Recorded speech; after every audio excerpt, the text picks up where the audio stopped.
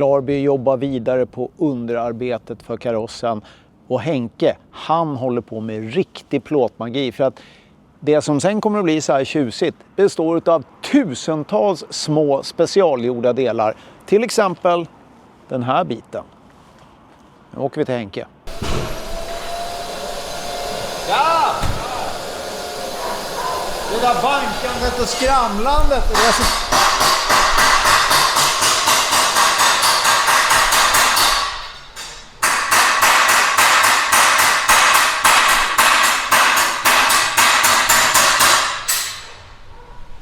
Fan, är du förbannad, Henke? Det låter våldsamt det där. Ja, det är våldsamt. Tjena! Vad gör du för någonting? Det grejer lite.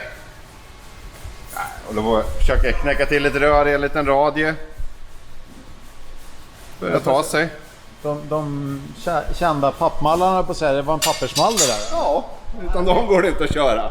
Det var kul att se det som vanligt. Ja, välkommen igen. Tack. Du, jag är nyskara. Du, det sitter lite magnethandtag där borta framför vindrutan. Jag är ju jättesugen här på...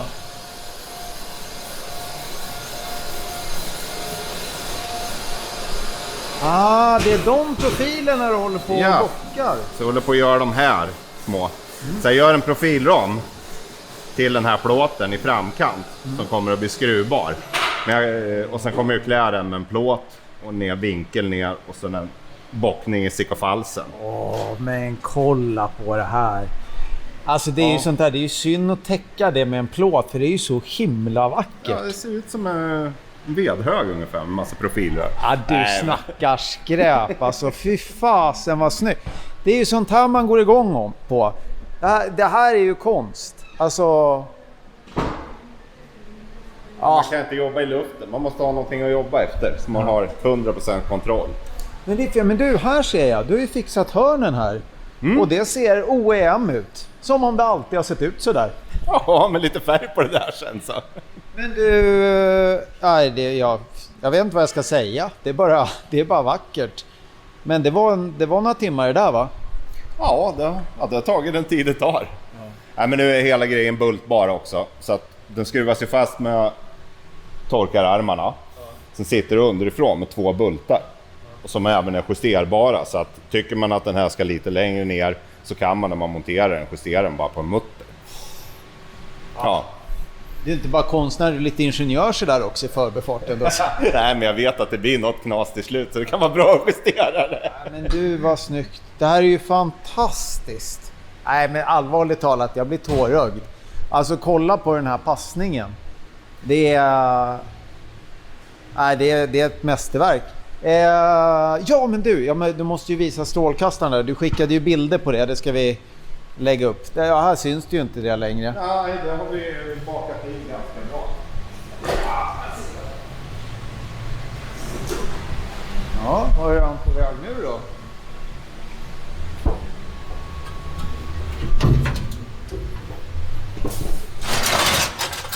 Här har vi lite grejer. Sånt som inte fick vara med längre. Ja, precis. Det här är ju ovankanten på strålkastaren och sen framåt då. Ja. Sen var det en potta under den inre delen. Den var som en T-sill. Den väger ungefär som en McDonalds-leksak. Ingenting. Så den sitter ju så under då. Ja, du ser, vi har ju fått ihop en fin hög här. Det är sånt som man inte vill ha kvar längre på den här fina bilen. Ja, och vi snackade ju om lite grejer tidigare som Robban hade satt lite pilar till och för att det skulle vara lite rost. Och det var ju hela kanten då. Jäklar. Så den är också nytillverkad. Det är en sån här kul grej eftersom det är en radio på den åt alla håll och kanter. Så man kan inte knäcka den i plåtknäcken och sen montera utan den är vikt i stickofalsen, den nya plåten då.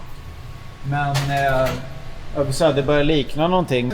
Sen så måste jag också vända mig häråt. Inte visste jag att du gick under namnet Luck Yoda i bilkretsen. Vem har skvallrat om det? Det var någon som sa det. Mästaren, Luck Yoda Klarby. Det är jättekul. Var kom det namnet ifrån? Eller vem var det som myntade? Jag har ingen aning, jag har faktiskt inte hört det. Men jag målade en del utställningsbilar genom åren. Jag hade firma i Stockholm förut också. Men du, jag måste säga, jag blev ju så glad över det här jättesnygga svarta rostskyddsfärgen. Men vad har du gjort här? Och i Sabba, det är ju vitt där. Ja, nu är det spackel på. Här är det. Du skickar det. Men det där är liksom, det här är nu spacklat och nerslipat liksom. Ja, det är spacklat så la på lite märkfärg bara för att stämma av. När man spacklar så här mycket så blir det svårt att se och känna liksom. Du blir, känner ingenting längre när du känner. Så då måste man på med lite märkfärg. Då ser man, då har vi en liten grej där med ingen stor grej som vi får liksom spackla till då, innan grund. Annars så är den hyfsat rak. Så det är egentligen bara framskärmarna kvar nu. Okej. Här. Men jäklar vad ni har tryckt på alltså. Det har blivit några dagar. Ja, det har blivit några dagar i sträck. Jag är evigt tacksam. Och så blir det ju vackert också.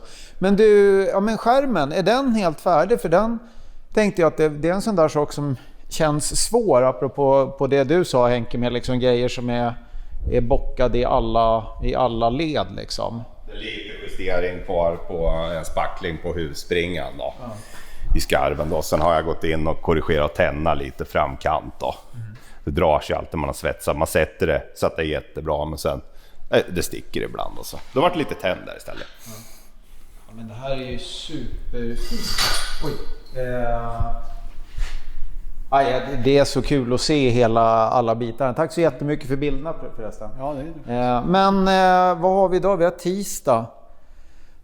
Så det är måndag vid 8-tiden. Vad tror du? Ja, det kan bli en lång helg, kan det bli. Nej då, vi är med i planerna. Ja, vi har målsättningen att egentligen skulle den grundas ikväll. Får se om vi hinner lägga en slipgrund på den. Förmodligen så kanske blir det imorgon kväll. Det beror ju på den här plåten. Ja. Just det. Men vi kommer ju att bryta på plåten bara så vi rullar in och grundar resten av bilen. För det blir ju då över kvällen.